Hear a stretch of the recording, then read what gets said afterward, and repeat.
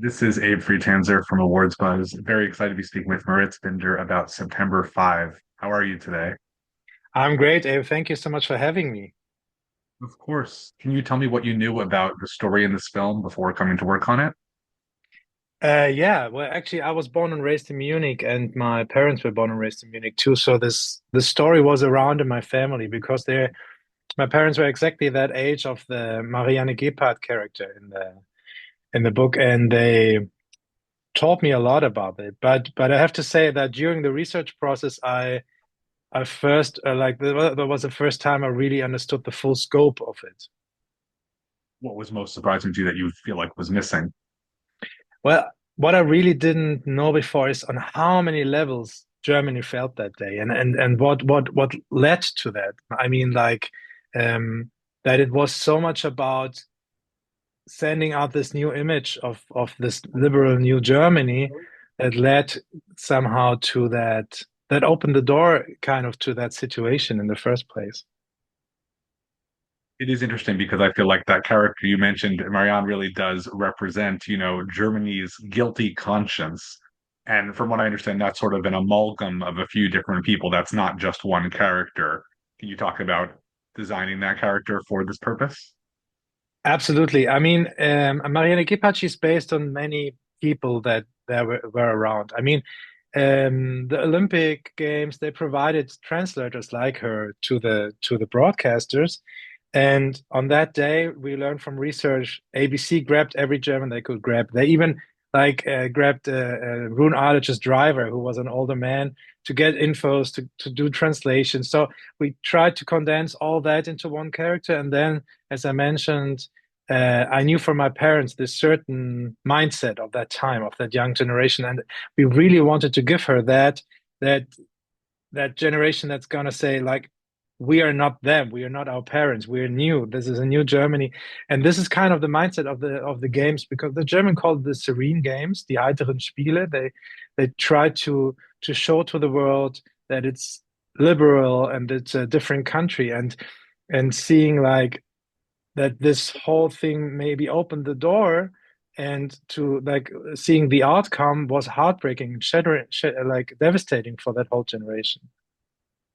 Absolutely. And had you seen the documentary One Day in September? One day in September, I mean, I come from a documentary background. I studied documentary on film university, and I saw that, I think, in my first year at university. And I already did some like short documentaries in Olympic Village just for university, like as a practice thing. And and the housings, like the Olympic Village, there are like a lot of students now living. It's for students to that they can afford like cheap living. So it's like kind of a student city. So we've been around a lot there, and yeah, and this whole story feels so present in Munich still, like because everything is still there. You think that people should see the documentary either before or after seeing this film, or that this gives a similar idea to what's in that? I would say it's a great documentary, and I think it's not necessarily you have to see it before or after, but if you're like interested in the whole like what happened on a bigger scope, or like within like what really happened, where the events that took place, I really recommend it because it gives you such a thrilling, interesting insight in the whole dynamics of that day. And we watched it a lot of times. We even met Kevin McDonald, and it was a great meeting because he was kind of some initial spark to the whole project. And obviously, some of the stuff, everything with Jim McKay really happened because you're using that real footage. What else is based very much in reality and not really altered for cinematic effect? That's a very tricky question, or like maybe it's a too long answer because I have to say there's a lot based on true events, and it was a life-changing game for a life-changing day for every journalist involved that day. So everybody wrote about it. Like there's like biographies about like Runalic, Jim McKay. There are scientific papers.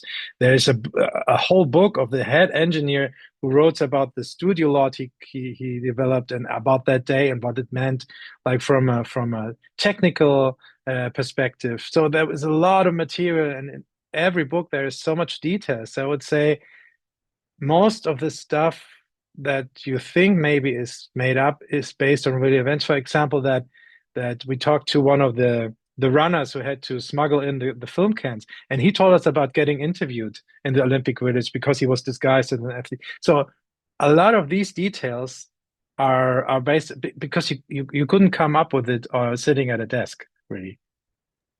I think also for such serious subject matter, it's important to have a little bit of comic relief that doesn't feel insensitive, but also feels like that's actually what happened. And I think the chaos of that day, the fact that that runner could be this, interviewed and then they just didn't catch that, I think is pretty entertaining.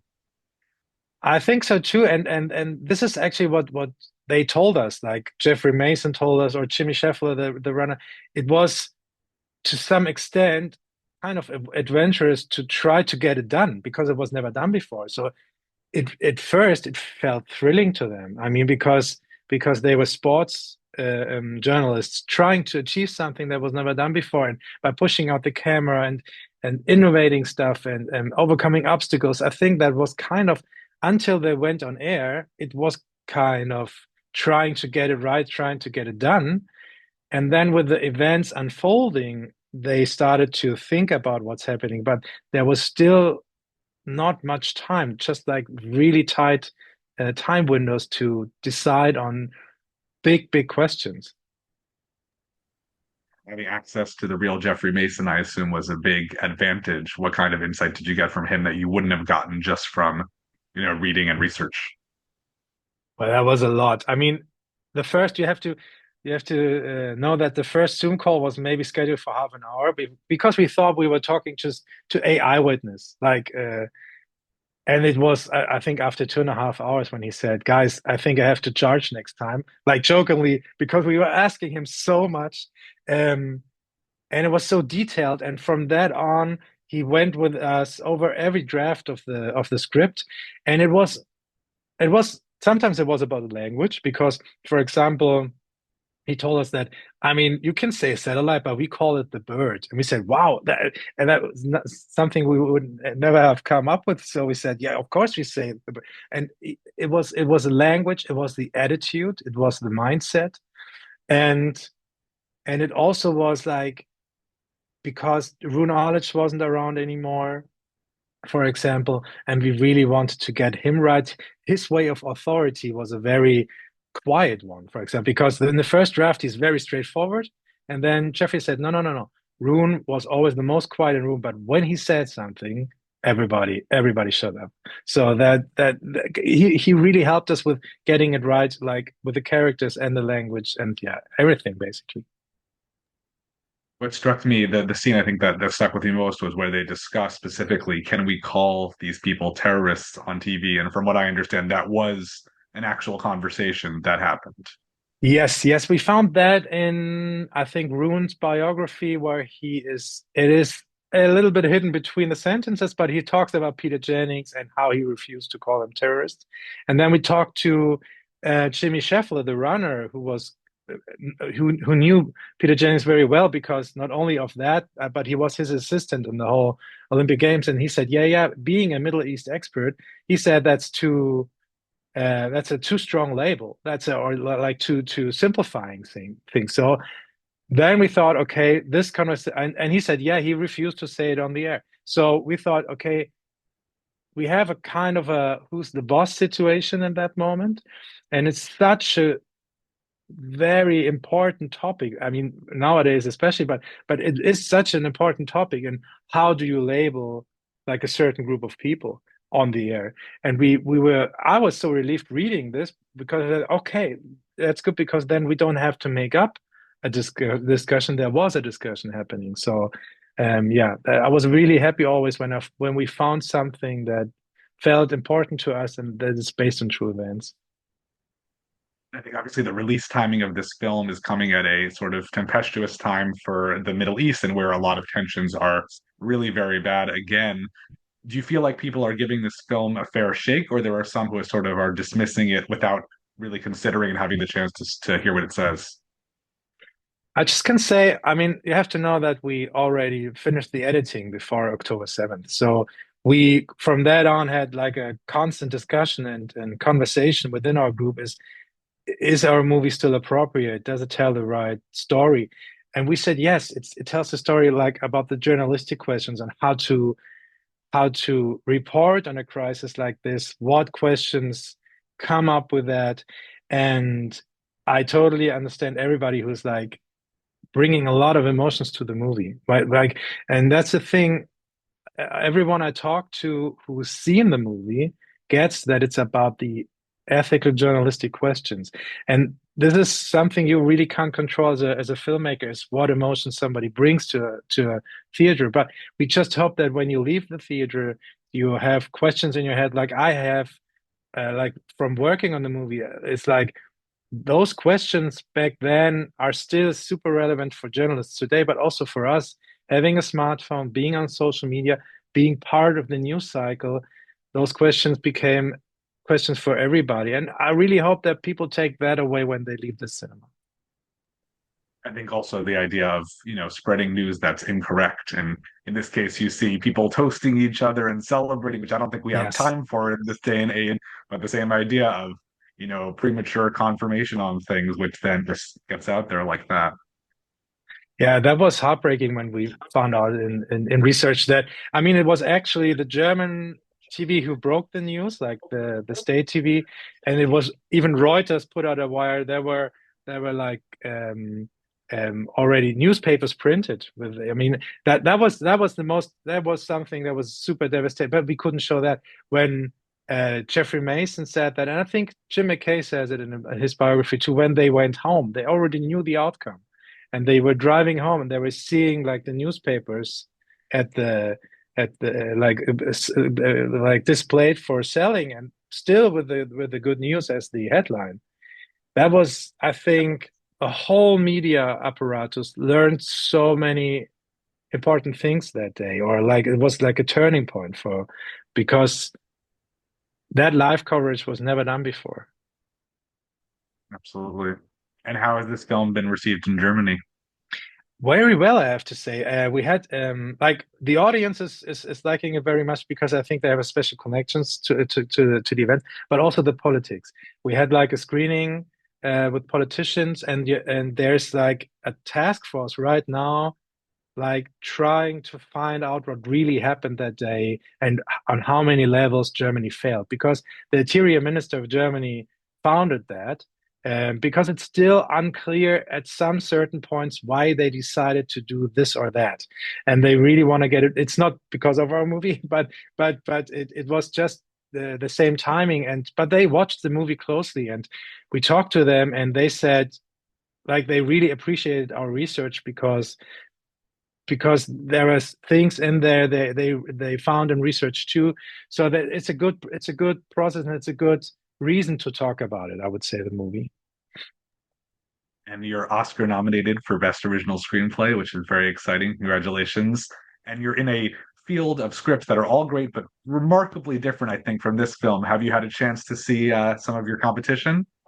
Yeah, I've seen every other movie, and I have to say that I that just feels super unreal to me to be like named among those people that I deeply admire. Some of them are like, for example, like Jesse Eisenberg, Sean Baker. Those are people I admire for years. I really like, and suddenly being named as a colleague on the same board or in the same group, that feels unreal and unbelievably honoring. Yeah, that's yeah, it's I great. think there's a little thematic overlap, maybe with the real pain or the brutalist, but tonally, definitely quite different. But I think everybody shows a very distinctive perspective. That was very interesting. I think, and I think you can tell that everybody kind of knew what they're telling. Like this is something that was like within them. Like they found something they could really relate to, and that's really in the scripts. I have to say, and it's a strong year, I have to say, and being being nominated in this strong year is even more an honor because it's the writing is unbelievably great of the other scripts. I read them all, and it's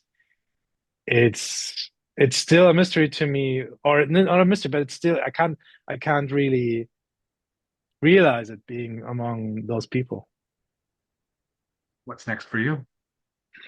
Well, like Tim and I, we really want to find the next thing. Um, and we were kind of naive because we thought we maybe find it during the campaign, like because we were always staying in the same hotel, and we thought maybe we can, but it's overwhelming and it's great to, like, but maybe as you know, as a journalist, there's simply no time window for finding that. But the thing is, it was our first collaboration, and we said we never want to do it without each other again, and we really found each other and found this film family, and this is for sure that it's gonna be in this family, the next thing.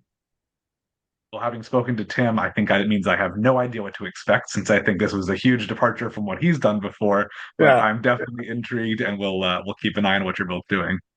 thank you. But I think he really now is interested on true events in a way because he loved that whole research thing. Because I'm coming from a documentary background, and before then I was a TV journalist, so I really love that, and I really can't write something that is not where research isn't involved, like some kind of at least some kind of microcosm with like specific language, specific rules. I always have to go deep into research. So I think the next project will be some project that involves a lot of research. That's for sure.